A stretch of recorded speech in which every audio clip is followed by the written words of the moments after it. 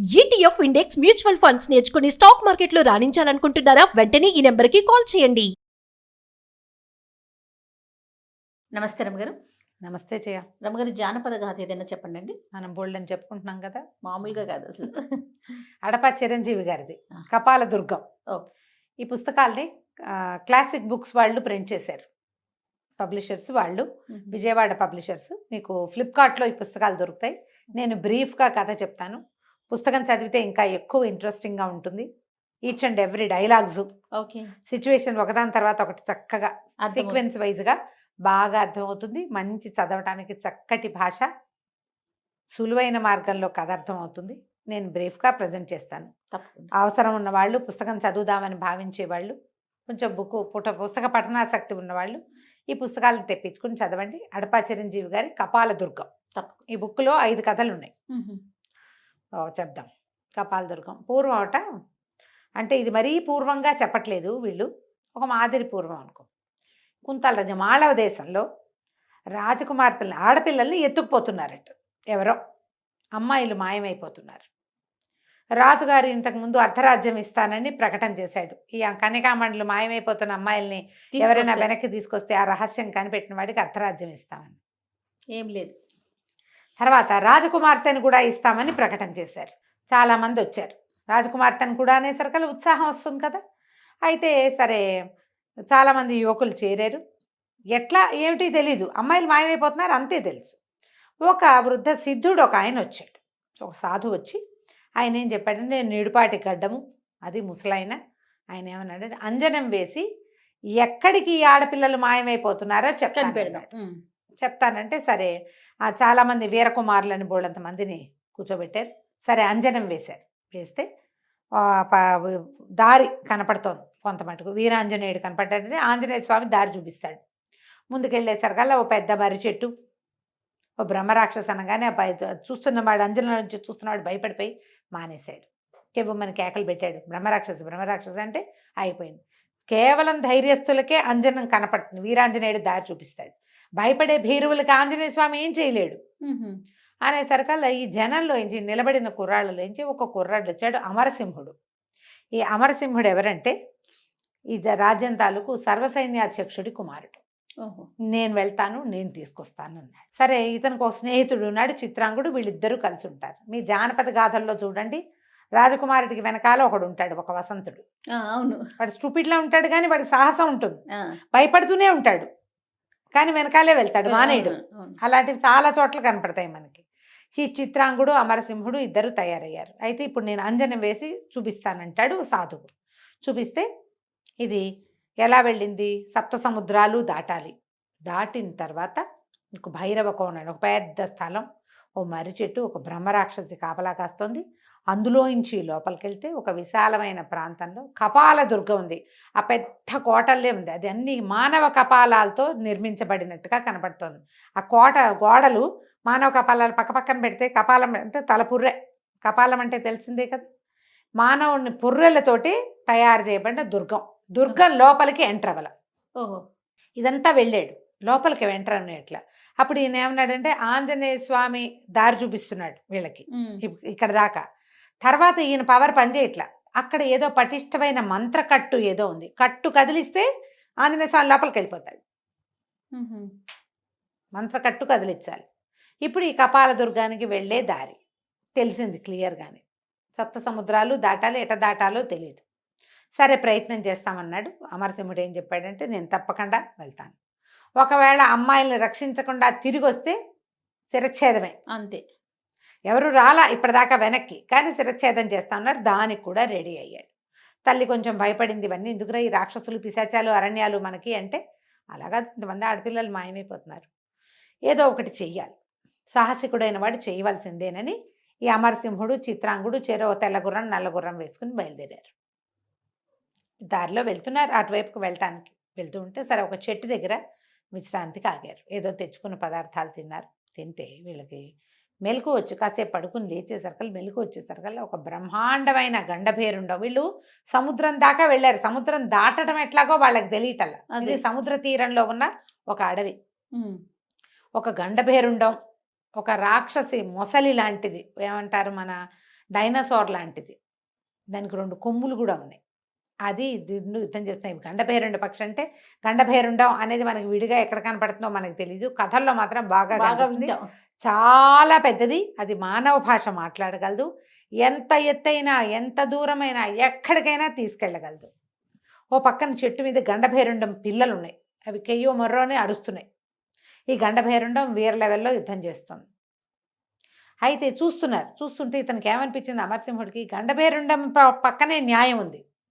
ఆ రాకాసి బల్లి బహుశా ఈ పిల్లల్ని తినడానికో ఏదో వస్తుంది, అందుకే పిల్లలు అరుస్తున్నాయి అని చెప్పి సహాయం చేద్దామని గండభేరుండం గుడ్లు తేలేసే టైంకి వీళ్ళిద్దరూ ఎంటర్ అయిపోయారు.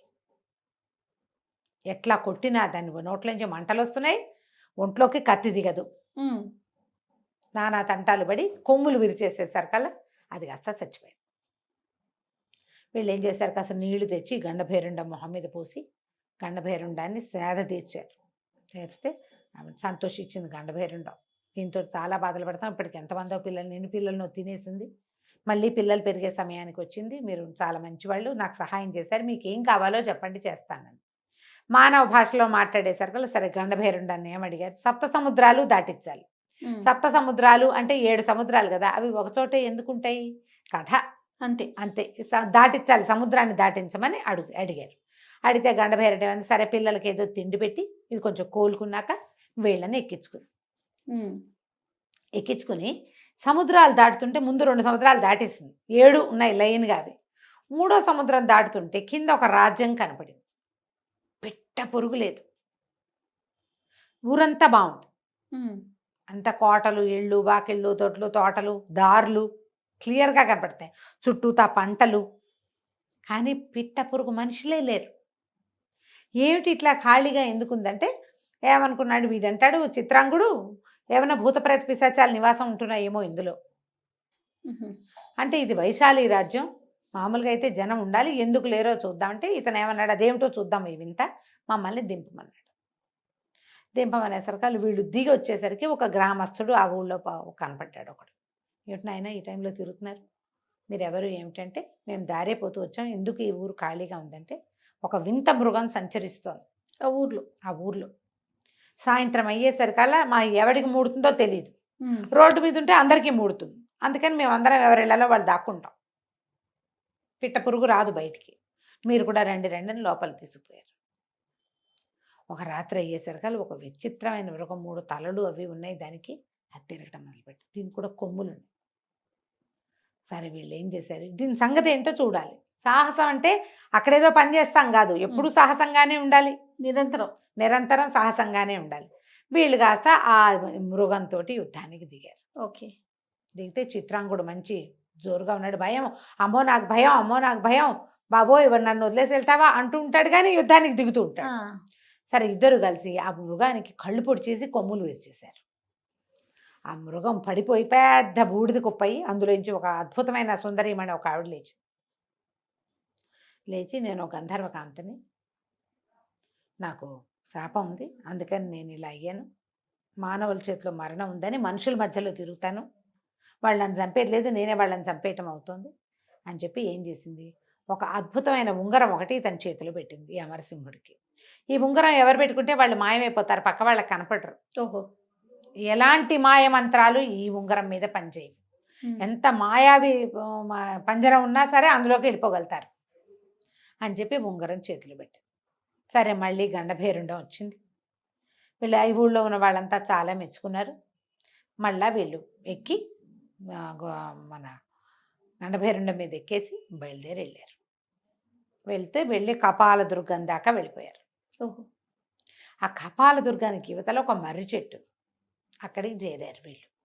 అయితే ఏమైంది, కపాల దుర్గంలో వ్యవహారం చెప్తారు. జటాలకుడు అనే ఒక మహామాంత్రికుడు అమ్మ 1000 మంది కన్యలని బలి ఇవ్వడానికి తీసుకొచ్చాడు అక్కడికి. ఆయనకు ఒక శిష్యుడు కూడా ఉన్నాడు, శరభుడో ఏదో వాడ పేరు. వాడేమంటాడు, సరే బలికి ఏర్పాట్లు చేద్దాం, అమ్మాయిలందరినీ స్నానాలు చేయించి తీసుకొస్తే అమ్మవారు పలికింది.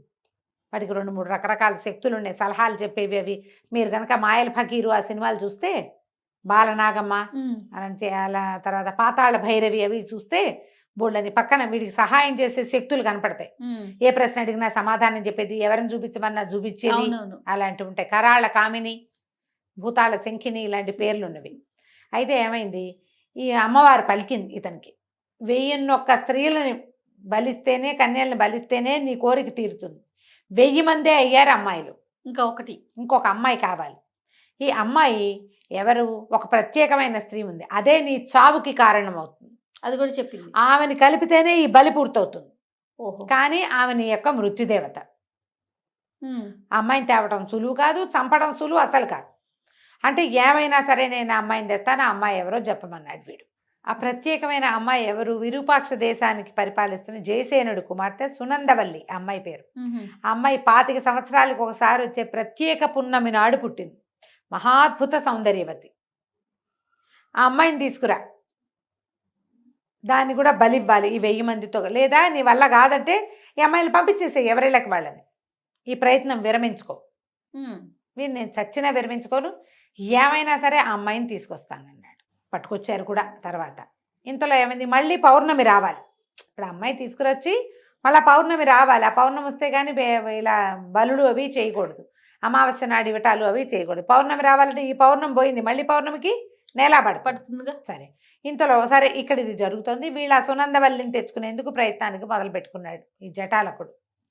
మన అమరసేనుడు, తర్వాత ఏమో మన అమరసింహుడును చిత్రాంగుడు ఇద్దరు, వీళ్ళు ఒక మర్రి చెట్టు దాని దగ్గరే ఉన్న ఈ కపాల దుర్గానికి చేరారు. కపాల దుర్గం లోపలికి వెళ్ళటానికి వీళ్ళకి కుదరదు, కానీ వీళ్ళ దగ్గరున్న ఉంగరంతో ఎక్కడికైనా వెళ్ళిపోవచ్చు. చూస్తే అక్కడున్న పెద్ద వటవృక్షం కనపడింది, పెద్ద మర్రి చెట్టు. అయితే ఈ మర్రి చెట్టు లోపల ఏముందో చూస్తే దానికి ఒక తొర్ర ఉంది. ఆ తొర్రలో కాలు పెడితే కాలు అందటల్లా. ఏమవుతుందో చూడాలి, వెళ్ళిపోవాలి అంతే. ఇంకా ఆ మర్రి చెట్టు లోపలికి వెళ్తేనే కపాల దుర్గంలోకి వెళ్లేందుకు అవకాశం లభిస్తుంది. వీళ్ళు చూసిన అంజనంలో అది కనపడింది. అదే ఆ వటవృక్షం ఒక మర్రి చెట్టు దగ్గరికి చేరారు కదా, దానికి ఒక తొర్ర కూడా కనపడుతుంది. ఈ మర్రి చెట్టు దగ్గర ఒక బ్రహ్మాండమైన బ్రహ్మరాక్షసి నుంచునుంది.